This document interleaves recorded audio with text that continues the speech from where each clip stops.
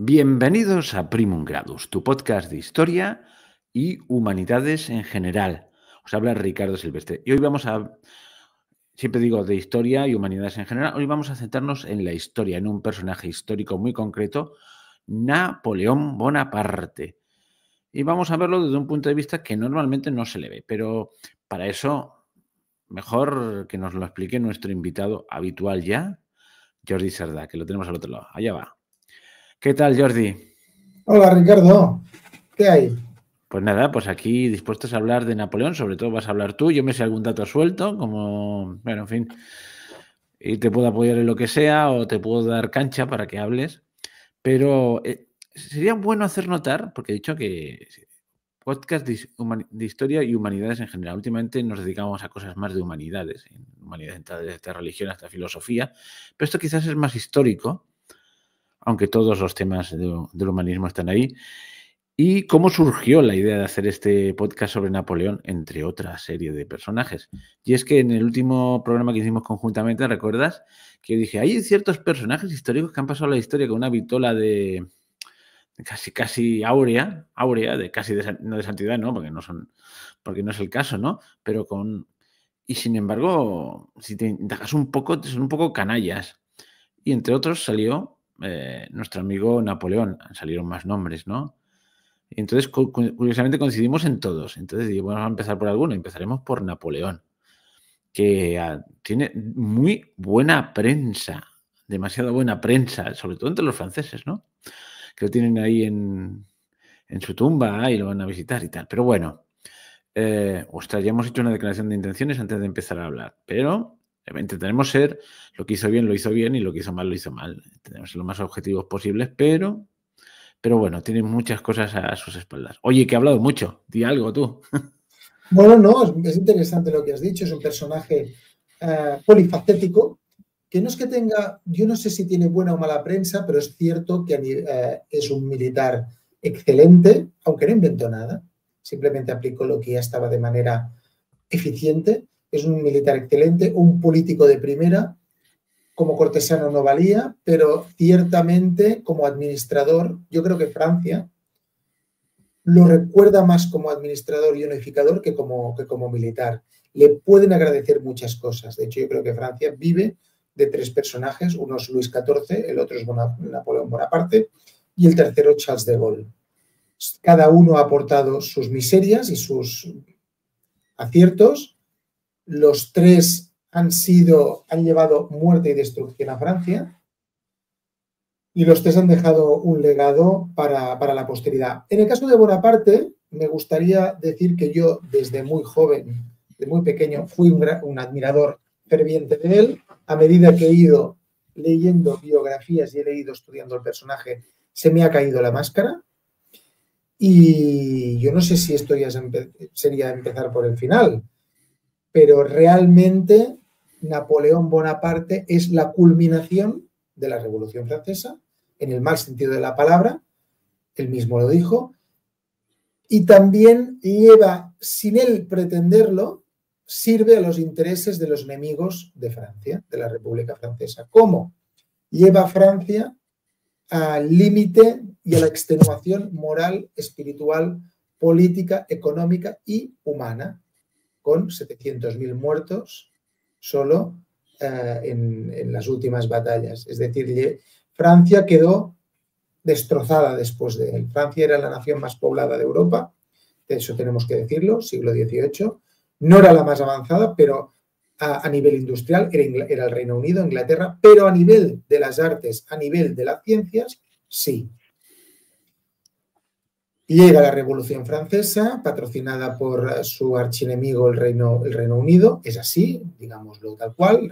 El Reino Unido coge la Revolución Gloriosa, que tú muchas veces la has comentado, Ricardo, y el Reino Unido dice, la hemos sufrido, vamos a hacer un corta y pega y la vamos a aplicar a nuestros enemigos continentales, porque nosotros practicamos el equilibrio continental. No puede haber ninguna nación soberana por encima de nosotros en el continente.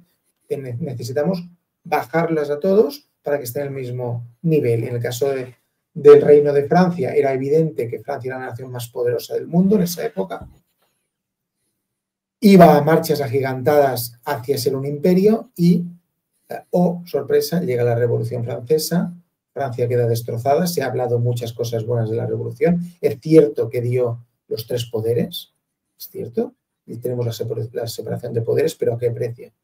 ¿A qué precio? ¿A precio de centenares de miles de muertos y de arrancar y hacer un experimento sociológico, arrancarle el alma a un pueblo para imbuirlo de una alma sintética creada en un laboratorio social? Algunos me dirán, eso no puede ser porque en esa época sí. Los venecianos, traspasados a Inglaterra, aplicaron las medidas que querían hacerle a Francia y nunca más se la ha reconocido. A este respecto hay un libro muy interesante de Edmund Burke, que algunos consideran el padre del conservadurismo inglés. Bueno, no sé hasta qué punto, pero bueno, en buena medida sí. Y que se llama Reflexiones sobre la Revolución Francesa. No sé si tienes noticia de este libro. Yo no lo he leído, pero sí he oído de gente. Es que yo el día que lo leí, que lo descubrí, pues lo tenía en casa, que lo había conseguido de una biblioteca y... No, bueno, pero no sé, estaba casi de tranquis ahí porque no se había devuelto y tal. Y te digo, reflexiones sobre la Revolución Francesa. Y me asombraba mucho porque era poquito anterior a la llegada de Napoleón, ¿no? Entonces, Edmund Burke estaba analizando lo que estaba pasando en Francia así, casi de forma contemporánea, ¿no? Y entonces, ¿qué es lo que estaba criticando? Estaba respondiendo críticamente a unos clérigos ingleses que estaban alabando la Revolución Francesa y que las maravillas de la Revolución Francesa. Serían unos clérigos progres anglicanos de la época. Es muy curioso, ¿no? Y entonces él se pone a hacer una descripción de la Revolución Francesa y cómo aquello era una barbaridad, un sin Dios, nunca mejor dicho, y que tal como estaba derivando todo, después de haber acabado con el rey y la reina, mira, dice, esto solo puede acabar de una manera. O se va todo al garete o aparecerá un hombre de armas que cogerá el poder y lo reordenará todo. O sea, está previendo Napoleón prácticamente a un año vista de su aparición. O sea, es curioso. Hay gente que preclara o que tiene información privilegiada, yo qué sé, pero que es capaz de verlo, pero te va describiendo todo el proceso. Es que lo bonito lo interesante de ese libro es que la descripción que lo hace es contemporánea y toda la descripción dice, al final tendrá que venir alguien, un hombre fuerte, un hombre de armas, que tiene que hacerse cargo del asunto porque esto se va si no se va al garete. Entonces pone Francia, que era una cuna de elegancia, de buenas maneras y tal, se ha degenerado y tal, y hace una descripción dantesca, ¿no?, de lo que es. Entonces, bueno, pero es curioso, ¿no? Napoleón fue un poco la culminación de la revolución. O sea, todas las revoluciones empiezan de una manera, bueno, teóricamente espontánea, pero ya sabemos que nunca hay ninguna revolución espontánea, acaban en un golpe de Estado, todas, que vamos, menos quizás se puede librar la revolución de independencia americana. O sea, además son golpes de Estado. La revolución rusa es un golpe de Estado. La revolución francesa es un golpe de Estado. Y llega el momento alborotado, el momento del terror, y luego siempre llega alguien que, bueno, en la revolución soviética acabó pasando igual, ¿no? Ahí Stalin y todas estas cosas. Bueno, o sea que las revoluciones parece que están todas calcadas unas de otras y la gran madre de las revoluciones modernas es la Revolución Francesa. Bueno, dicho esto, ¿por qué no empezamos ya con la biografía de nuestro personaje? Nació en... Ricardo, permíteme decirte que creo que estaría muy bien que habláramos en un programa, seguro, yo ya sé que tú tienes, de la Revolución Francesa desde otro punto de vista, porque hay 2 personajes aquí claves, perdón, uno, que es Necker, sí, Jacques Necker, el financiero, que casi nadie te lo pinta mal, al contrario, es su caída la que lleva a la Revolución Francesa, cuando es al revés. Él no es un agente británico, está por encima de los agentes británicos, es un suizo. Forma parte de la élite mundial y es uno de lo que se llama programadores. Eso no se ha dicho nunca y de hecho la prueba es lo que hizo su hija durante la Revolución Francesa. No se ha dicho nunca y a mí me gustaría, ya sé que hoy no es el día, me gustaría mucho, si es posible, sea. Bueno, esto es, tú sabes aquello de quemar las naves, lo acabas de decir en público porque te vas a ir y nos tocará hacerlo. Esto como tú cada vez que nombrar a los venecianos en otro programa, pues ha habido un oyente que venga a nombrar a los venecianos, o sea que tendremos que hablar de los venecianos, dichosos, porque yo aún no tengo muy claro quiénes son los venecianos, los has vuelto a nombrar. Y ya te digo que hay un fan de este programa que los ha vuelto a nombrar, no sé si has visto los comentarios. Pues míralo, o sea, en fin, saben más mis oyentes que yo. Bueno, menos mal que estás tú aquí para hablarnos de los venecianos. Yo tengo una somera idea de qué es aquello. Bueno, pero volviendo a Napoleón, que tú querías empezar por el nacimiento. Que fue... sí. No, que fue en 1769, lo estábamos comentando antes. Sí. A cámara cerrada. Es que yo estaba consultando en el chat GPT año de la adquisición de Córcega por Francia, 1768, después de lo típico, querían la independencia de Génova y al final, claro, intervinieron y se lo quedó Francia, lo típico. Queremos la independencia de España, Puerto Rico, y viene y se lo queda Estados Unidos. Bueno, pues algo parecido, ¿no? Y 1768. ¿Y cuándo nació Napoleón? 1769. O sea que fue francés por los pelos. O sea que este no era Bonaparte, sino era Bonaparte, ¿no? De la buena parte. Napoleone de la buena parte. Fíjate. Era genovés de familia. De la nobleza local. O sea que... Y la familia de principio era un poquito independentista, que no, había lucha, ¿no? Sí, el padre, no Carlo Bonaparte, había sido el lugarteniente de Paoli.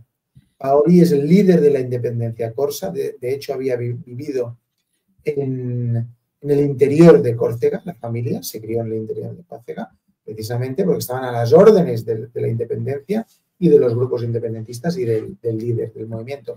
Napoleón, hasta bien joven, hasta siendo ya oficial, estamos ya yendo muy adelante, pero creo que procede decirlo, hasta muy joven, él se declaraba un independentista corso.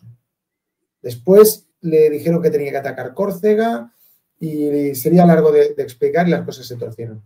El padre de Bonaparte, de Napoleón, que era un hombre muy ingenioso, pasó de ser el lugarteniente del independentista Paoli a ser el representante de Córcega en el Reino de Francia. O sea, un hombre fenomenal. El hijo también heredó esta capacidad camaleónica. Hay que reconocer que por ahí anda un ejemplar del Príncipe de Maquiavelo con anotaciones al margen de Napoleón. Todos los grandes tiranos les ha dado por poner notas a Maquiavelo. En fin, no, por algo será. Bueno. Napoleón es aprovechando que su padre estaba en Francia, su padre fue, aparte de ser el representante de Córcega, fue a obtener el título de nobleza francés, que era un procedimiento largo, lo obtuvo y con esto él era noble, toda la familia lo era, pero la nobleza corsa es pobre, no es como el continente. Aprovechó las becas que tenía el Reino de Francia para llevar a sus hijos a Saint-Cyr, a la Academia Militar Francesa, y a Autun, al seminario de los altos dignatarios de Francia. Uno de los hermanos fue educado como sacerdote y Napoleón se lo llevó a Saint-Cyr cuando tenía que ser al revés, tenía que ser Napoleón el sacerdote, pero los padres, ya viendo el carácter que tenía el hijo, hay muchas... Sí, yo creo que acertaron, ¿eh? ¿Y su hermano llegó a ser sacerdote? No, creo que lo dejó, no. Antes de ser consagrado, lo dejó. Bueno, hermanos, tiene unos hermanos muy interesantes. Tiene José Bonaparte, Pepe Botella, tiene Luciano. Bueno, todos acabaron como príncipes y grandes duques. Luciano acabó como príncipe de Musignano, Elisa acabó como la gran duquesa de Toscana, Luis Bonaparte, estos son los más pequeños, llegó a ser rey de Holanda, Paulina fue duquesa y princesa de Guastalla, Carolina fue reina de Nápoles y de Sicilia y Jerónimo fue rey de Westfalia. Es decir, y José alias Pepe Botella, que le pusieron eso por borrachín, y tú me has dicho que es abstemio, fue era rey de España. Sí. Fue rey de España, y antes de Nápoles, ¿no? Pues ahora me has matado. Sí, sí, sí. Podría ser, sí, no, eso no lo sabía. Sí, sí, pasó de Nápoles a España. Hay una anécdota muy bonita, ya sé que José no es la persona a la que tenemos que hablar. Todos los hermanos trabajaron al lado de Napoleón, aunque no siempre colaboraron. José no colaboró y como no colaboró se le echó de rey de España. Una anécdota muy, muy bonita de qué tipo de familia son. Eran masones, todos, absolutamente todos, todos los hermanos y él. Pepe Botella, el día que fue consagrado como rey, perdón, fue coronado como rey en Madrid. No, los reyes Escribió, en España se proclaman. pues Salvo que hay. proclamado, No, pues sí, digo. di que fue proclamado, se le hizo una ceremonia religiosa y él anotaba en su diario que las personas que llevaban al Santísimo Sacramento en bajo palio, uno era alto y delgado, el segundo era orondo, gordo y bajo, y por lo tanto el palio iba así. Y entonces el comentario que hizo es: si tratan así a aquel que dicen que es su Dios, ¿cómo me van a tratar a mí, que solo soy su rey? O sea, no eran una panda de indigentes mentales, todos eran personas refinadas y cultas, cada uno con su carácter. Aprovecho tengo que decir que la película de Napoleón que se estrenó el año pasado es horrible, por favor que nadie la vaya a ver, y si le van a ver que piensen que todo lo que sale de Napoleón es al contrario, era un hombre cariñoso, afable, inteligente y muy italiano, muy amante de la familia, mientras en la película te lo pintan un psicópata sexual, con carácter nórdico y aversión a los niños.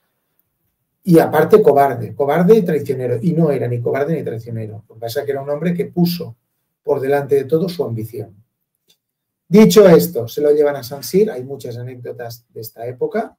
Era un chico que nunca habló francés con fluidez. Siempre lo habló con acento italiano.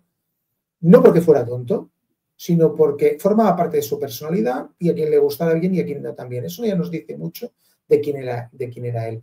Y se negaba, y él sabía que había palabras que no se pronunciaban de esa manera, pero le daba igual. Era Napoleón y no tenía que renunciar a ser lo que era. De muy joven perdió la fe. Cuando fue ordenado teniente en San Sir, durante la revolución, antes de la caída del rey, y cuando cae la monarquía, Luis XVI, hay una anécdota de él, también muy interesante, que nos dice qué tipo de persona era. Cuando ve el rey Luis XVI con el sombrero frigio, sombrero revolucionario, saludando a los revolucionarios en la ventana del Palacio de Borbón en Francia, se le escapó: che coglione, qué cojones, con perdón. Y en ese momento, yo creo que él tenía algún tipo de simpatía por la monarquía. Dijo: esta gente está acabada, no sirve de nada y no están ni siquiera dispuestos a defenderse a sí mismos.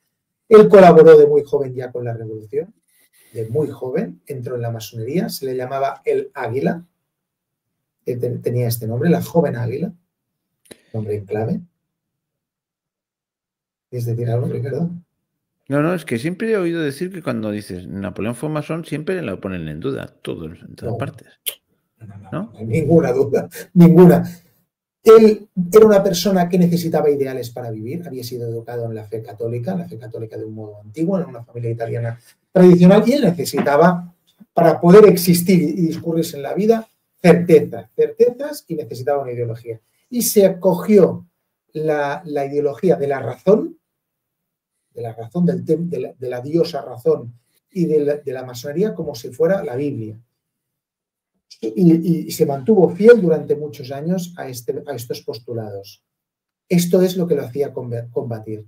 Combatió contra los realistas en Toulon, donde se demostró un genio militar, pero no porque inventara nada nuevo, sino porque utilizaba perfectamente aquello que tenía en sus manos. Él era un matemático brillante, de hecho, por propia valía, no porque fuera nadie importante, sino por propia valía, fue nombrado miembro de la Academia de Matemáticas de la República Francesa, un matemático brillante, y aplicó esta gran capacidad de cálculos que tenía a la artillería.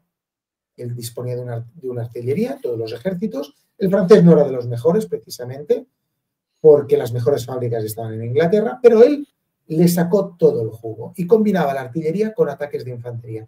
Ganó las batallas. En Toulon se quedaron todos así. ¿Este tío quién es? Lo está ganando todo. Un ejército desmoralizado, acabado, triturado, hambriento, que no tenía, que un ejército que había sido monárquico y los oficiales eran monárquicos. No se fiaban los unos de los otros. Los soldados apuñalaban a los oficiales. Uno de los oficiales revolucionarios, un carpintero que llegó, un zapatero que llegó a ser su jefe, llegó a decir de él: tengo miedo de ese maldito piojo. O sea, les daba miedo. Les daba miedo. Un tío en el ejército era despiadado, sabía dónde había que atacar y conducía a los hombres, él el primero. Claro, se quedaban todos, este tío de dónde ha salido. Aquí se hizo una fama militar muy buena, aunque posteriormente cayó en desgracia porque sus valedores, en el directorio de sus valedores en la época del terror, pues murieron y él quedó en desgracia, pasó una época muy dura en París, viviendo en París. Fue ascendido a general, pero iba con una capa roída, no tenía ni siquiera para poder vestirse. Fue donde conoció a Josefina, que no se llamaba así, pero bueno, le llamaba Josefina, siendo fiel a su carácter, que cambiaba el nombre de las cosas y de las personas. ¿No se llama Josefina? No, si yo no recuerdo mal, espera, porque ahora estoy mirando, no, que yo sepa, ¿cómo se llamaba? Espera, un segundo. Creo que no, ¿eh? Josefina de Beauharnais, María Josefa, Rosa Tacher de la Pagerie. Bueno, él no le quería decir María Josefa, sino Josefina. Era una mujer con currículum, ¿no? Cuando la conoció. Bueno, a ver, se la ha pintado... Sí, pero se la ha pintado peor de lo que era. No era una mala mujer, era una buena mujer, casada con un hombre al que ella quería, un marqués, si no recuerdo mal, que la maltrataba, así tal cual, la maltrató, tuvo hijos con él. Este hombre fue apresado y ella quedó como noble, como mujer de un noble apresado, pues quedó sin recursos. Y hizo lo que tuvo que hacer para sobrevivir, es decir, buscarse amantes dentro del círculo revolucionario. Pero se la ha pintado siempre como una cínica o como una mala persona. Yo creo que se volvió cínica ahí. No era mala, pero se volvió cínica. Napoleón no había tenido experiencias con mujeres, de hecho era un genio en muchos aspectos, lo vuelvo a decir, pero un absoluto genio. Pero como pasa muchas veces, estos genios tienen un lado que no han desarrollado, que es precisamente el de los amigos o puede ser el del contacto con el sexo femenino, que él no había tenido. Simplemente porque vivía en una academia militar y no era un tío refinado con eso. Se ha especulado muchas veces si era homosexual. Es cierto que sentía atracción por los hombres, es cierto, pero no hasta el punto de dar el paso. Eso está estudiadísimo y se sabe porque él mismo lo dijo, no es una cosa que yo me invente, pero te sentía verdadera no consideraba una aberración el hecho de ser un homosexual activo y le gustaban lo suficientemente las mujeres como para poder desarrollar una vida conyugal y familiar que era lo que él deseaba. Él sobre todo era un hombre familiar que le encantaba jugar con los niños, todos, hasta sus biógrafos más feroces, más antinapoleónicos lo admiten, un hombre afable, cariñoso, contento, con un carácter explosivo con los políticos, pero con la familia era italiano al 100%. O sea, sí, porque legal, era muy de la familia, ¿verdad? La mamá y tal, ¿no? Bueno, Leticia Ramolino, que es su madre consiguió también becas para él, hizo mucho. De hecho, es que hay que comentar una cosa. En Córcega, los niños son de la madre. Leticia Ramolino, madre de Napoleón, se enfrentó a su esposo, entre comillas, porque su esposo estaba educando al niño. Le dijo, los niños son míos hasta que sean jóvenes. Entonces van a pasar a ti y tú te vas a encargar de ellos. O sea, una mujer con carácter, Leticia Ramolino. También la pintan fatal en la película, no sé si es de Ridley Scott, no, es mentira. La persona que se mantuvo fiel a Napoleón hasta el final. Solo solo ella y su hermana, fueron hasta el final con él, hasta pasando penalidades. Dicho esto, estamos con un Napoleón pobre que no tiene ninguna oportunidad y se enamora perdidamente de Josefina en una casa.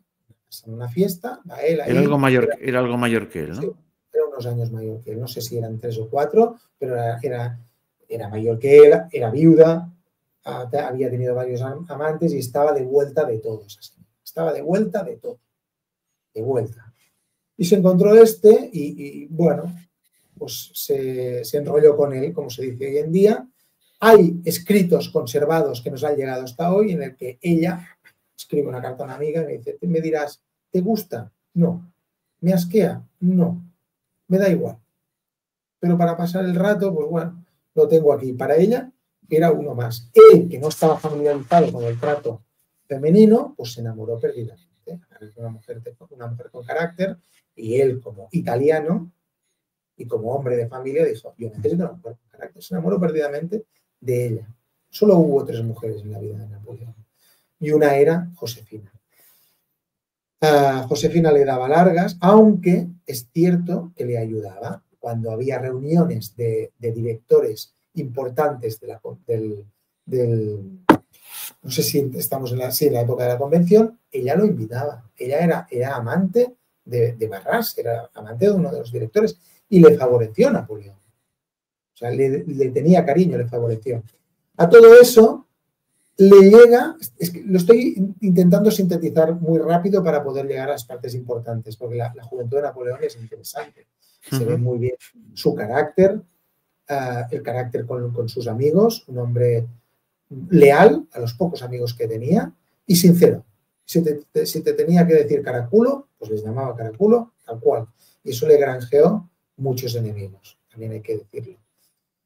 Él era el único de la familia que tenía un sueldo cuando era teniente, el único, y mal vivía para poder mantener con ese sueldo esquelético a toda la familia.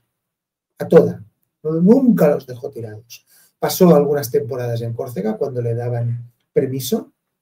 Ahí se metió en muchos problemas, pero muchos. Participó en unas elecciones, hasta da risa, en una parte de su vida antes de ser famoso, cuando era un teniente, participó en unas elecciones al ayuntamiento de Ajaccio.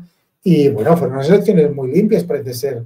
Las primeras que hubo limpias, porque solo hubo 2 heridos de apuñaladas por la espalda. Él secuestró al adversario y se lo llevó a su casa y con escopetas obligó a los habitantes a que lo votaran.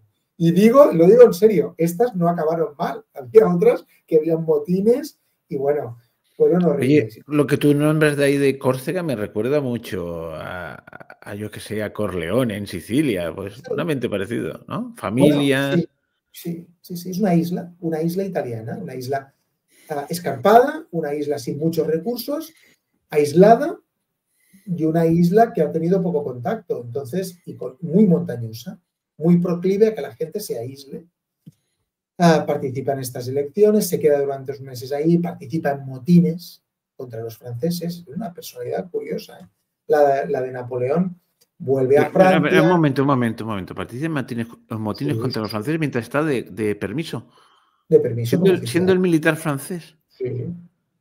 Bueno, Él nunca olvida los países, nunca. Pero vamos a ver, y fue capaz tuvo el cuajo de volver a Francia y no le dijeron nada. Sí, tuvo muchos problemas y le hicieron un expediente disciplinario, pero él volvió otra vez a Córcega. Él amaba profundamente, era un italiano que amaba profundamente y amaba profundamente su tierra. Después volvió a Córcega, ya con no sé si era capitán, y lo que hizo fue intentar que su familia estuviera en el bando, en el lado de los franceses y ocupara cargos de dirección dentro de la isla. Entonces, los otros se les revolvieron, los patriotas corsos quemaron la casa de Napoleón. Su madre tuvo tiempo de huir por los pelos con 2 niños por la playa. Él envió una chalupa para que la sacaran y quemaron todas las propiedades de los Bonaparte, todas. Me he dejado personajes importantes en su vida, como su tío Carlo, su tío Luciano, que era cardenal. Vivía en la misma casa que ellos y se dedicaba al prestamismo. O sea, la casa, sí, la casa de estas latinas, mediterráneas, donde vivían todos con todos. Bueno, unos cracks. Su tío Luciano, le dijo a uno, cogió a todos los Bonaparte, sus sobrinos que vivían con él, no lo recuerdo bien todos, pero a uno le dijo, tú vas a ser el cabeza de familia, tú vas a ser sacerdote, tú serás un gran administrador, y se queda mirando a Napoleón y dice, y tú vas a ser un hombre. ¿Y vas a ser qué? Tú vas a ser un hombre. O sea, el tío, que no tenía un pelo de tonto, los vio a todos y dijo, este es un hombre en mayúsculas. Lo vio. Ya no lo vio y lo tenía clarísimo su tío cardenal, pero clarísimo. Y cada vez él iba ganando protagonismo en la familia porque procuraba para ellos, aunque era muy leal y los llevaba también, intentaba llevar a los hermanos así, pero sobre todo nunca los dejó tirados. Entonces, primero participa con los revolucionarios, vuelve a Francia, sufre un expediente de investigación por parte del ejército, vuelve otra vez a Córcega y dije, bueno, ya he aprendido la lección, he ganado unos galones y vamos aquí a poner la familia con los franceses y vas a ver. Entonces es cuando hay un motín en Córcega y le queman todas las propiedades a la familia, pero todas. Y él se escapa, pero así. Y la madre no, pero así. Le fue de un pelo. Van a Francia, él los acoge en Toulon y continúa su carrera militar, pero es claro, con un sueldo mísero. Él se estaba de todo para poder alimentarlos. Hemos ido al sitio de Toulon, donde se demuestra el genio. Él es un genio a nivel, como he dicho, matemático y a nivel de utilización de la artillería, cosa que nadie le daba ningún tipo de importancia. Su táctica siempre era la misma. Concentración de fuego en un solo sitio y anorrearlo, destrozarlo. Y después lanzar a la infantería. Y si había resistencia, a la caballería. Y le funcionaba. Había gente que dispersaba, pero él no. Toda la productividad del fuego en un sitio. Entonces, cae después en desgracia, va a París, intenta mantener a la familia como puede, con el salario de un general a la reserva, porque ha ido subiendo escalones, y se le presenta la grandísima oportunidad, que aquí es cuando, haciendo una comparativa, el demonio le dice Tibidabo. Te lo daré todo si me adoras. Es decir, él se vende el alma. ¿Por qué lo digo? Hay un motín, o sea, no hay pan en Francia, no hay pan, no hay comida, y el pueblo está harto. Y los pocos monárquicos que quedan se tiran a la calle y lanzan al pueblo contra la convención, contra el aparato revolucionario del nuevo régimen. Están hartos. Del terror, guillotinamientos, prisiones, hambre, destrucción. El dinero no valía nada, el famoso estaban los asignados aquellos famosos, ¿no? Famoso asignado, no valía nada. No estaba apoyado por nada. Estaba por nada. Entonces, desesperados, en una reunión, él iba por el ayuntamiento algunas veces a ver si le caía algo y se encuentra que los directores están ahí desesperados, la turba se nos ha sacado a la calle, no tenemos oficiales, no tenemos ejército y esto se nos va al garete. Y aparece él y dice, dadme un mapa por encima de la mesa, dadme 24 horas, voy a rescatar los cañones que están a las afueras de París, necesito tantos caballos, tantos hombres, 2 brigadas, en 2 horas lo tenemos aquí y voy a apostar aquí, aquí, aquí y aquí la artillería. Dadme solo 2 batallones y lo soluciono. Este gusano, ¿quién es? Será arrogante, pero están tan desesperados, ahí los tiros afuera y dicen, haz lo que tengas que hacer. Y el tío se pone, era un genio, se pone. Recupera las baterías y las lleva con los caballos, donde las instala en diversos sitios estratégicos de París, y cuando la turba, la gente, no lo digo especialmente, se acerca con cuchillos, con guadañas, con 4 mosquetes que tienen para pasar por las armas a los revolucionarios que los están dando por el saco, con perdón, hoy me estoy pasando con los improperios, él desata una lluvia de fuego y muerte algo que nunca había hecho nadie. Nunca nadie se había atrevido a poner metralla en los cañones, en culebrinas, que se llaman a nivel técnico. Son cañones un poquito más pequeños, ¿no? Son más pequeños. Pero bueno, también utilizó cañones, pero dijo, bueno, una bala de cañón, ¿qué va a matar a uno, a dos, a tres, a cuatro? Poned metralla. Y al rojo vivo, que si les da, quiero que los quemen. Todos así, hostia, con el hombre este. Pues evidentemente, además ingenió otra cosa que era el sistema de comunicación permanente. Eso no se daba en los ejércitos. Él llevaba una libretita con comunicación permanente con estafetas, con semáforos luminosos o con semáforos con palos y colores de banderas, y se veía exactamente lo que pasaba al minuto, casi el minuto, y efectivamente coordina las pocas tropas que tiene y aplasta la insurrección, pero la aplasta. El director se queda mirando y dice, ¿y este tío? Pero ¿es un genio o no sé, o es un loco? O las dos cosas a la vez. Y entonces él coge y dice, mira, yo hace tiempo, porque cuando se aburría se ponía a hacer planes de invasión, yo hace un tiempo que os presenté un plan de invasión a Italia. ¿Cómo vamos a invadir Italia? Si toda Francia está en armas contra nosotros, ¿cómo vamos a invadir? Tú dame solo. Yo solo necesito 2 divisiones, no sé cuántos caballos, tantos montañars, que es un tipo de tropas, pero si no tenemos ni zapatos para ellos, no pasa nada. Se lo aprueban el plan de la invasión, dicen, bueno, no os preocupéis que yo os voy a llenar los cofres de oro. Y efectivamente, va por Saboya y ataca a Italia. Él, que era italiano en el corazón y en la mente, sabía que la Italia unida no existía. Sabía que cada uno de los ducados, de los principados y de los condados eran débiles, porque eran pequeños. Al ser pequeños no se prestaban ayuda entre ellos porque estaban enemistados. Y él jugaba con esta ventaja. No lo dijo, pero lo sabía. Cairán se lo decía a sus lugartenientes. Van a caer como una fruta madura y van a caer uno detrás de otro, porque no los vamos a atacar a todos. Empezó con el primero, empezó por Saboya, victoria aplastante y continúa bajando por Italia. ¿Qué hace? Va derrotando a cada uno de los ejércitos locales y lo reciben como un libertador en Francia, en Italia.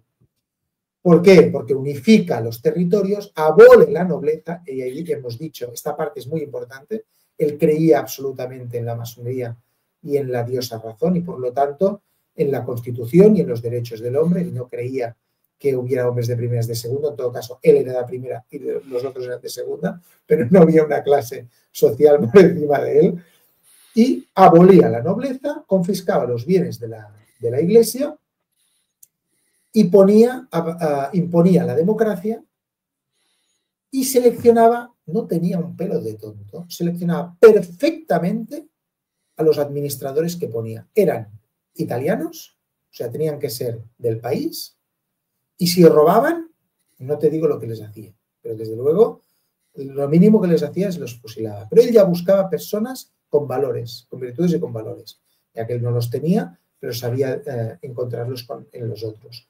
Estableció un gobierno muy eficiente en el norte de Italia y, claro, la voz corrió por todos los sitios y llevó la imprenta, hizo correr, eso lo utilizó perfectamente, hizo correr la imprenta con panfletos publicitarios de lo que iba a hacer y de lo que se estaba haciendo, y los ejércitos se rendían porque efectivamente él no venía a matar a nadie, no venía a robar a nadie, aunque se llevó 1000 obras de arte y las iba llevando a París. Los directores estaban con los ojos así, este tío nos está llevando todas las obras de arte de Italia, cofres llenos de oro, una administración muy eficiente, absolutamente, en los territorios ocupados. Pero vamos a ver, ¿y los territorios ocupados entonces los arrasaban, los robaban? No los arrasaba. Arrasaba al ejército que se le presentaba por delante y respetaba las poblaciones. Como él hablaba italiano, claro, la élite a la que se enfrentaba, pues cuando él aparecía era un gentilhombre, culto a más no poder, de buenas maneras, hablaba italiano como ellos y pensaba como un italiano. Por lo tanto, se entendían a la perfección. Imponía... ¿Y el oro de dónde lo sacaba? Se lo tenía que quitar. Robaba a los nobles que habían y lo llevaba a Francia. Pero claro, no robaba a los italianos de a pie. Les imponía, les sacaba los impuestos, dejaba el mínimo para la ocupación, que se lo administraran ellos, en una política muy inteligente. Él quería influir lo mínimo posible y sobre todo buscaba agentes o personas que pensaran, que estuvieran de acuerdo con la diosa razón, estuvieran de acuerdo con la democracia a la francesa, a la república, y los dejaba administrando ahí. Y no, sin problema. Y bueno, arrasó todo el norte de Italia. A todo eso se acababa de casar. Cuando él fue hasta Italia, yo no lo he dicho, se acababa de casar con Josefina, que era la amante de Arras, del jefe de Napoleón. No le guardó ausencias, Josefina. Él estaba profundísimamente enamorado, era como un niño, iba enseñando el retrato de la mujer a todo el mundo. Este tío, que es un estadista de primera, es un niño emocional a nivel romántico. ¿Habéis visto qué guapa que es y todo este tío? Silbaban. Porque las habladurías de las infidelidades de Josefina habían llegado hasta Nápoles. Y él no se enteró. Le enviaba cartas apasionadas. Todo eso lo sabemos por las cartas que le enviaban, que se han conservado. Mi amor, mi princesa, ha conquistado esto, reúnete conmigo. Y las cartas de ella, frías. Bueno, ya veremos. Sí, muy bien, gracias, tú continúa. Ella estaba con otro oficial francés. Tenía un amante oficial, lo sabía todo el mundo. Y al final Napoleón se entera, no sé cómo, pero se enteró. Como siempre pasa, el interesado es el último a saberlo, y bueno, lo de arriba fue abajo, pero un disgusto absoluto. La hizo venir y aquí es una de las pocas veces que sacó su carácter italiano con la mujer. Hay un apunte psicológico muy interesante. Ese matrimonio no podía ser feliz porque él era el macho alfa y quería a la mujer dominada. Y Josefina no se dejaba dominar. Hasta que ella no fue a Italia de rodillas pidiéndole perdón porque le dijo, voy a divorciarme de ti. Es una cochina. Me has dicho, es una vergüenza, todo el mundo lo sabe. Eso él lo tenía, o sea, la amaba profundamente, pero como italiano, como latino, que lo hubiera hecho quedar en ridículo, bueno, estaba fuera de sí. Se sabe que la mujer se pasó toda la noche llorando a la puerta, rascando. No me dejes, no me abandones. Y él se comportó, ya digo, no era un tío muy viril, pero se comportó como un macho alfa y dijo, aquí se hace lo que yo diga. Cuando salió, la peinó a gritos, dijo, a partir de ahora vas a hacer lo que yo te diga. Tú eres mi esposa y este es tu lugar. Yo no digo que esté bien o mal, pero la cuestión es que desde ese día Josefina supo cuál era su lugar en el matrimonio y fue un matrimonio no feliz, no, lo siguiente. Absolutamente feliz. Porque él era el hombre, proveía, y Josefina lo que tenía que proveer era su feminidad y su presencia en la familia. O sea, él le dejó que hiciera lo que quisiera, comprar una casa, 2, 3, las amueblara. Ella tenía 2 hijos del anterior matrimonio, he dicho que era viuda. Él los trataba como sus hijos, incluso cuando estuvo enfadada con ella. Siempre trató a los niños con sumo cariño, dedicación y amor. Los favoreció en todo lo posible, después los niños se lo devolvieron en el campo de batalla. Lucharon como leones a su lado. A todo eso, el ejército, hay otra particularidad de él. Él había leído mucho a Julio César, quería ser otro Julio César. Cogió un ejército de desarrapados, de gente que iba descalza, que moría de frío porque no tenía ni chaqueta y que sus escopetas iban fatal, y que la intendencia del ejército se dedicaba a robar los alimentos y la munición y dejarlos medios muertos. Lo que él hizo fue coger a los intendentes ladrones y fusilarlos. Evidentemente. Sí, tal cual. Sí. O los envió a París con cadenas para que fueran juzgados. No soportaba a los ladrones, todo tenía que ser eficiente y si un soldado luchaba, tenía que estar bien alimentado, bien vestido y cuidado. Y él se preocupaba de eso. Aparte, les hizo una promesa en las puertas de Italia y dijo, ¿veis estos reinos desde los Alpes? Están a vuestros pies, conquistadlos, vuestras riquezas sus riquezas serán vuestras. voy a colmaros de presentes, de regalos, vais a ser héroes. Bueno, primero pensaron, este tío es un pirado, pero cuando vieron que cumplió su promesa, como hizo Julio César con las legiones, con 11 legiones conquistó la Galia, es decir, con 55.000 legionarios conquistó un país de 3 millones de galos. Napoleón, con un ejército diezmado, conquistó Italia con el mismo truco y evidentemente los trataba así. Y ellos lo adoraban. Solo hablo de cosas buenas, hay cosas malas. Era muy frío en el campo de batalla, no tenía consideración con los cobardes. Bueno, perdona, tú has dicho que se quería parecer a Julio César. Julio César era Sí, así. Era un sí. tío. Vamos a ver.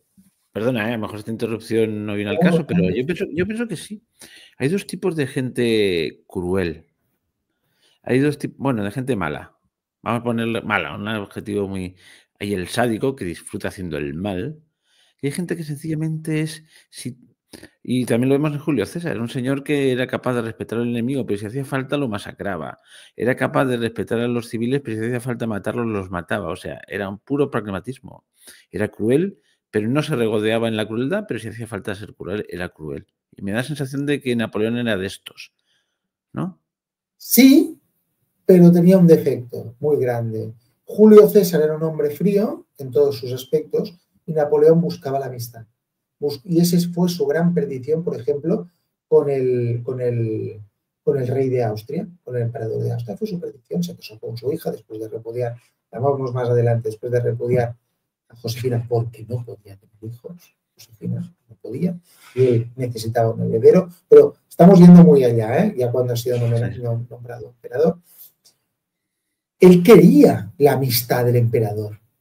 Cuando él se reúne con el zar de Rusia, él lo trata como un amigo. O sea, prescindiendo de ser un hombre de Estado, era profundamente un hombre necesitado de amistad y de cariño.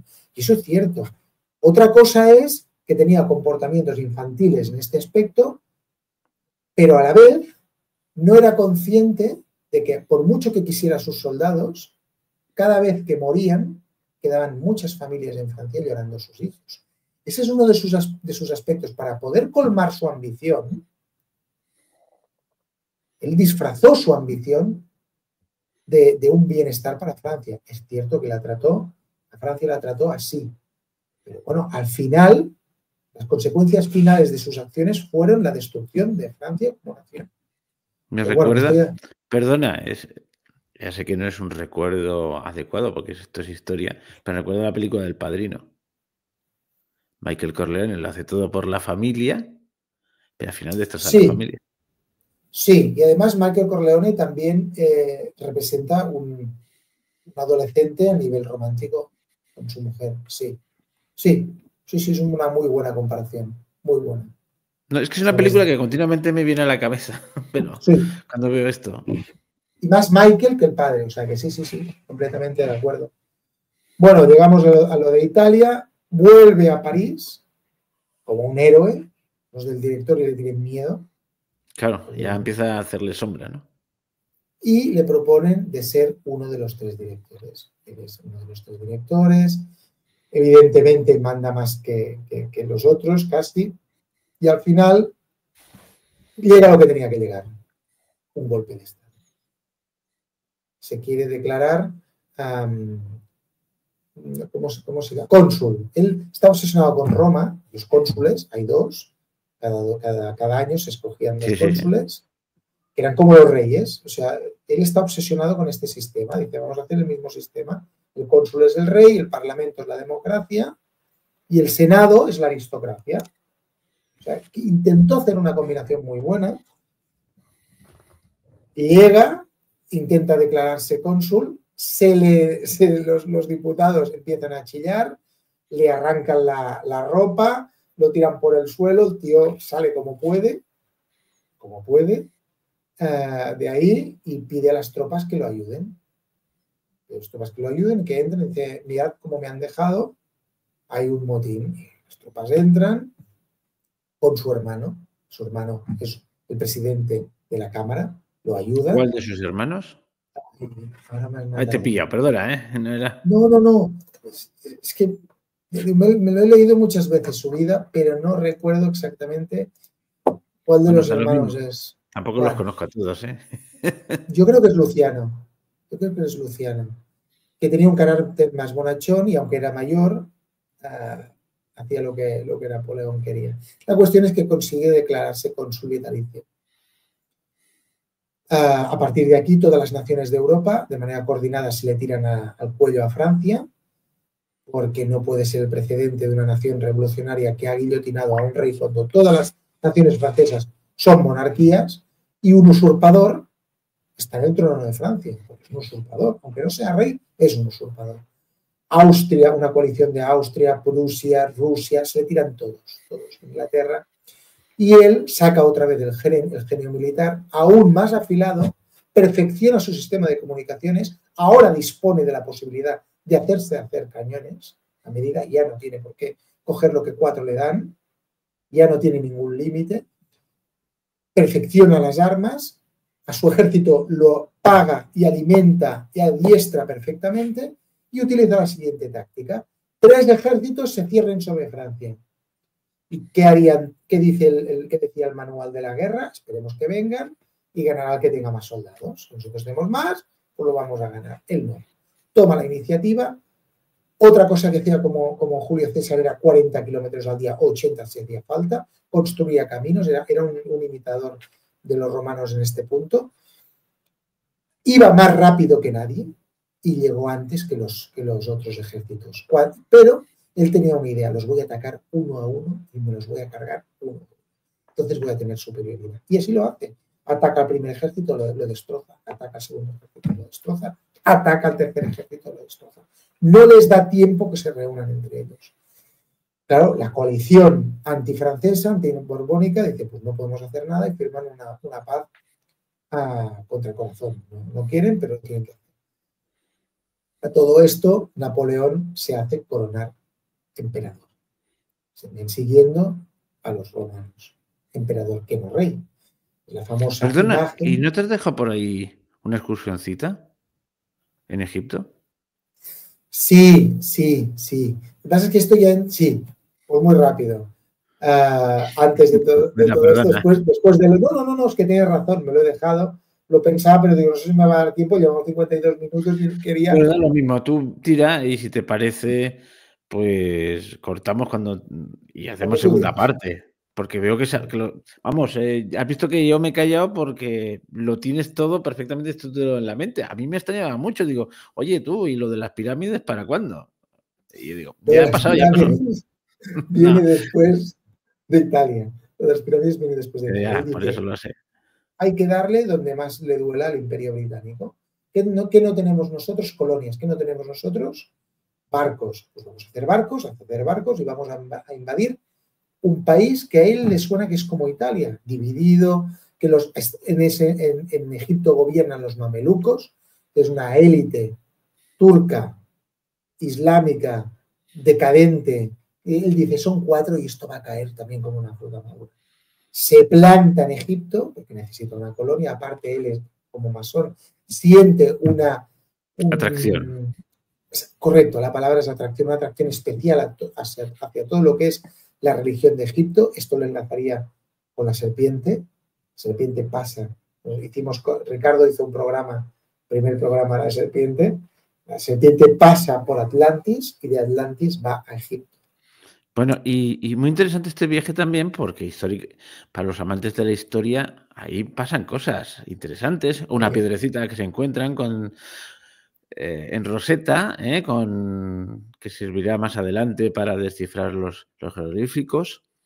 La famosa más que una invasión, Ricardo, más que una invasión, es una expedición arqueológica y no didáctica, educativa, o sea, científica. Y lleva arqueólogos, lingüistas, y lleva, al que tú has comentado, la piedra Rosetta, lleva al famoso Champollion, Jean-Marie Champollion, que es un lingüista de primera, y encuentran en una excavación arqueológica la piedra Rosetta, lo que tú decías, que tiene una particularidad. Está escrita en demótico, en griego antiguo, y no me acuerdo, está escrita en egipcio y en griego antiguo. Claro, ¿qué permite eso? Que a través del griego clásico poder entender el demótico, poder entender el egipcio. Por primera vez en la historia se pueden descifrar los jeroglíficos. Los ingleses, que son gente muy, muy imaginativa, le robaron la piedra a Napoleón y a los franceses, porque hasta yo soy británico, hay que decirlo, que la medalla es de Napoleón. Napoleón se viste como un derrota a los mamelucos, son 4, están anticuados, sus armas no son buenas, la táctica es medieval, los derrota, después ataca a Gaza, donde queda el último reducto, ahí sufre, como puede, herido, retrocede otra vez hasta Egipto y se pone su cabeza a hacer lo mismo que Italia. Vamos a hacer un país moderno, con una administración moderna. Todo fuera, esto no va, esto es un país medieval. Vamos a hacer que esto funcione. Los egipcios están alucinando. Un hombre que trabaja entre 18 y 20 horas al día. ¿Es verdad que solo dormía 4 horas al día? Sí, como Jordi Pujol, la misma táctica. Se ha dicho muchas veces, y es cierto, yo lo he visto con mis ojos. Pues Jordi Pujol lo he visto. Este hombre duermen, el sueño REM son 4 horas. No hay más. El resto no es sueño profundo. Entonces, durante unos días tú no duermes lo mínimo posible.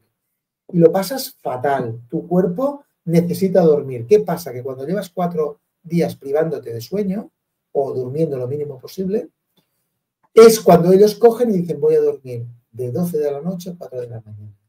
El cuerpo está rendido y ¡pam! Caen de golpe. También mediante una técnica de relajación, caen de golpe. ¿Qué pasa? Que a las 4 se pueden levantar, pero cada 3-4 horas tienen que hacer una pausa de 15 minutos. Y durante esos 15 minutos caen de golpe. Sueño REM. Entonces, si tú vas haciendo estos sueños REM, te permite condensar con 6 horas al día o 5 horas al día el sueño de 8 horas y rendir a tope.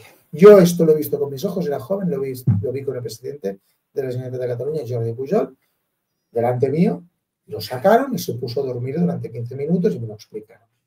En un acto que fui, no tiene la cosa, yo era muy joven.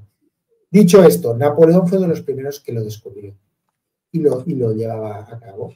El resto del día, cuando no estaba de campaña militar, era un administrador concienzudo y le gustaba. Disfrutaba como un bellaco, como un bellaco del máximo, como un cerdo ibérico, administrando el país, poniendo los mejores funcionarios, creando cuerpos de funcionarios, cuerpos de élite, de finanzas. Fue la primera persona en el mundo que dijo, ¿cómo que solo hay ministro de finanzas? ¿Y a este quién lo controla? El Parlamento. Voy a hacer otra cosa. Y en Francia lo puso en práctica. Francia tiene un déficit muy grande y es porque no se gasta bien y el Tesoro, las finanzas no tienen idea de lo que tienen que hacer. Voy a crear el Ministerio del Tesoro, voy a conseguir enfrentarles entre ellos y el Tesoro va a vigilar el Ministerio de Finanzas. Consiguió reducir al mínimo lo que es el déficit estructural francés y llegó al superávit. Un administrador perfecto, pero perfecto. En Egipto se puso como un loco a hacer lo mismo y levantó el país. La gente alucinaba. Hasta él también creía mucho en el sincretismo, era masón y por lo tanto hay varios grados. Uno de ellos es el grado, se pasa por una ceremonia similar a la del Islam y él, como gobernante de Egipto, se declaró musulmán porque pensó que así la gente lo aceptaría mejor. Iba con chilaba. También hay anécdotas curiosas, como cuando quiso dormir toda la noche solo en la cámara real de la pirámide de Keops. Estuvo solo. La película de Napoleón del año pasado lo ridiculiza y no es así, no fue así. Él sentía un gran sentido de la trascendencia y dijo, voy a ver qué pasa ahí. Cuando a la mañana siguiente fueron sus soldados a sacarlo, ¿qué has visto? ¿No me creeríais si os contara lo que habéis visto, lo que he visto? Igual no vio nada y quiso quedarse con sus soldados para hacérselo interesante. Pues es como sea. Pero bueno, la sugestión es muy, muy potente. Dicho esto, los ingleses reaccionan y dicen, ¿cómo que este tío nos ha sacado las colonias? ¿Qué se ha creído? Vamos a por él. Y llevaron a la flota británica al Mediterráneo, la entraron y dijeron, vamos a descabezarlo. Él muy inteligentemente vio que en Francia las cosas no iban bien y que podía quedar aislado. Cogió una goleta francesa de alta velocidad y pudo escapar por los pelos de Egipto y llegar a Francia. ¿Y sus soldados quedaron allí? Los dejó ahí, sí. Por eso que hay una parte que no se ha dicho nunca de Napoleón. Napoleón era un cínico. Bueno, esa parte lo sabía. Era una pregunta retórica. Es que cuando te he dicho, recuerda esto, o sea, que ahí ya abandonó a sus soldados. Empezó el lado práctico y más canalla del amigo. Sí, no tenía ningún problema. Ninguno. Amaba a sus soldados y de hecho al final de su vida, ahora diremos cómo se sabe que los amó con locura.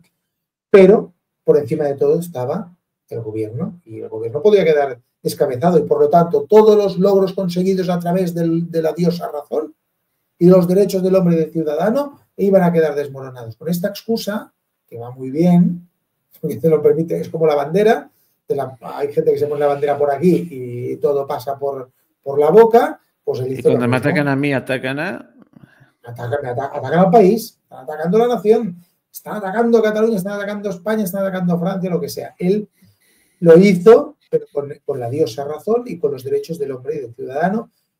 Va a volver la nobleza, va a volver... No, tenemos que defender al tercer estado. Y yo soy la persona. Sí, evidentemente. El cónsul estaba por encima de todo. Ya digo, todos los hombres son iguales, pero él era un primus inter pares, era un primero entre iguales. Entonces, corrió a Francia y salvó la situación y es cuando decide hacer el golpe de Estado, ataca a Austria antes de que puedan unirse las fuerzas de coalición. Él no quería guerrear, también lo tengo que decir. Toda su vida intentó por todos los medios no llegar a las armas. Era consciente que un reino mantenido por las armas moriría por las armas. Y eso se sabe por sus escritos y por sus agendas. Está preocupadísimo por eso. Pero nunca consiguió, claro, que hay tres personajes clave en su vida y en la vida de Europa. Metternich, que nunca le perdonó. Metternich era de la pequeña nobleza austríaca, un absolutista a machamartillo, odiaba a Napoleón y odiaba la revolución, era un defensor del antiguo régimen y una persona muy eficiente y muy inteligente. Metternich, Fouché, como se dice en español, el jefe de su policía, un cínico de narices. Hay una película en que aparece Fouché y aparece Napoleón y le dice, se queda Napoleón quedándose, se lo queda mirando y dice, tú me vas a traicionar. Lo traicionó. Fouché es una persona muy rápida, para que veamos su característica principal. Era sacerdote, ordenado. Como Talleyrand. Como Talleyrand, sí, pero Talleyrand era la alta nobleza y Fouché era hijo de marineros pobres. Pues estuvo en el seminario, vivió 10 años como sacerdote y sus hermanos de tonsura pues decían, estaba con nosotros, pero no estaba con nosotros. Era un hombre que nunca tenía aversión a atarse a nada ni a nadie, y menos a un hombre. Que no digamos, no se ató a Dios, menos se ataría al Señor, menos se ataría a un hombre. Participó del proyecto revolucionario, pero nunca se ató al proyecto revolucionario. Nunca. Participó del proyecto de Napoleón, pero nunca se ató a Napoleón. Nunca. Y sus descendientes viven hoy en Suecia junto con los descendientes del general Bernadotte. Es una de las cosas más graciosas que siempre cuando lo veo me hace mucha gracia porque eran enemigos, pues, y Bernadotte, pero los dos, uno acabó de rey de Suecia y el otro como noble en Suecia, sus descendientes. Y el tercer personaje, para mí, el más malvado de todos, era Charles Maurice de Talleyrand, el hijo de un conde, de la nobleza, Talleyrand de Périgord, de unas familias más nobles y más puras de Francia, de sangre azul, pero con una rabia, con una inteligencia sublime, una falta de sentimientos, para mí era un psicópata, una ambición sin límites y un odio irrefrenable para hacer justicia a lo que él creía que se le había hecho justicia. Maurice de Talleyrand es un tío muy interesante porque, aunque es el primogénito de una de las mejores familias de Francia, no puede heredar porque está enfermo, tenía un síndrome que le dejó cojo y débil, y por lo tanto la familia lo apartó y puso al segundo. Eso no lo perdonó nunca. El odio que le tuvo a la nobleza a partir de esto es verbal, visceral. Pero es interesante el personaje porque a las 2 semanas de ser nombrado sacerdote, es nombrado vicario. De los pocos meses obispo. Tío, absolutamente alucinante. Y en 1 o 2 años es nombrado uno de los 2 más altos representantes de la Iglesia en Francia en los Estados Generales, en la Asamblea de los Estados Generales.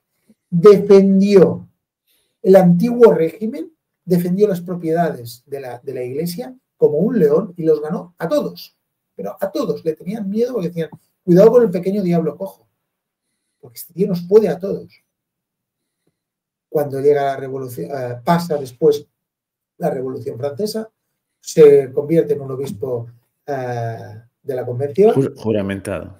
Juramentado, por lo tanto renegado de Cristo y de la Iglesia, pero es el primero que hace una misa en el campo de Marte a la diosa Razón, o sea, un tío que solo se tenía a él como, era autorreferencial, era la referencia para todo. Pero cuando era obispo fue el mejor, sacerdote, y cuando fue un revolucionario brillante. También es verdad que con la época del terror tuvo que exiliarse, o curiosamente, al Reino Unido. Muy curiosamente, donde también muy curiosamente el Reino Unido lo enviaron a Nueva Inglaterra, recientemente independizada, los Estados Unidos, donde se hizo millonario con los bienes raíces, y de esta fortuna la trajo después a Francia, donde se convirtió en un diplomático feroz, el mejor de los diplomáticos. También es verdad que no tenía ningún tipo de escrúpulo, entonces es mucho más fácil, pero puso su fina inteligencia al servicio de él mismo. Napoleón lo utilizó muchas veces. Napoleón era consciente que era una cucaracha como hombre y siempre decía, sé que me vas a traicionar, sé que eres una mala persona, pero es que no puedo prescindir de ti. Eso no se lo dijo a Foix, se lo dijo a Talleyrand. No sé si lo dijo Talleyrand, sí, no, vale, perdona. Foix también sabía que lo iba a traicionar. Pero es que la traición de Talleyrand es doble, no, o triple. Talleyrand, es que vamos al final, me sabe mal, pero tenemos que ir al final. Mira, vamos a hacer una cosa. Acaba de contar esto y dejamos a Yana poner en las puertas del golpe de Estado y ya el próximo día hacemos la segunda parte. No, pues lo dejo aquí, si quieres ya. No, va en serio. Claro, cae el gobierno de Napoleón, pero los aliados que lo han vencido dicen, no, este hombre es un estadista. Lleva muchos años al frente de Francia, ¿qué hacemos con él? O sea, Talleyrand dice, mis espías me dicen que el pueblo de Francia solo aceptaría un Borbón. Y él, encima, después, la mañana siguiente, se va al Senado francés y dice, mis espías y mis contactos con los ejércitos europeos me dicen que ellos solo aceptarán a un Borbón como gobernante de Francia. Lo vendió, lo traicionó, era también masón, el caso de Luis de Talleyrand, creó un culto particular, un culto masónico particular, hoy en día aún existe, si no voy equivocado, y tío, terrible, era como Metternich, pero más malo. Bueno, yo no digo nada más, nos hemos quedado con el golpe de Estado, nos hemos quedado. Sí, y continuamos el próximo día, llevamos 1 hora y 8 minutos, estamos a mitad del camino, eso es otra hora más, ¿eh? Oye, pero fantástico, no pasa nada, fíjate. Bueno, pues nos despedimos y podéis comentar lo que queráis a través de los comentarios de iVoox, de YouTube, y como siempre voy a dar el número de teléfono para que podáis enviar comentarios, si son de voz mejor, para que así lo puedan incluir en algún programa, con la voz del oyente y cosas de estas, en el WhatsApp. Esto es solo para el WhatsApp de la tablet que tengo aquí tirada en la habitación, que la voy consultando de vez en cuando, una vez a la semana o así. No llaméis por teléfono. Mira, vamos a ver, os voy a dar el teléfono para el WhatsApp. 644-190223. Con +34 delante si llamáis desde fuera de España. O sea, +34 644 190223. Y bueno, ¿algo que decir antes de...? Sí.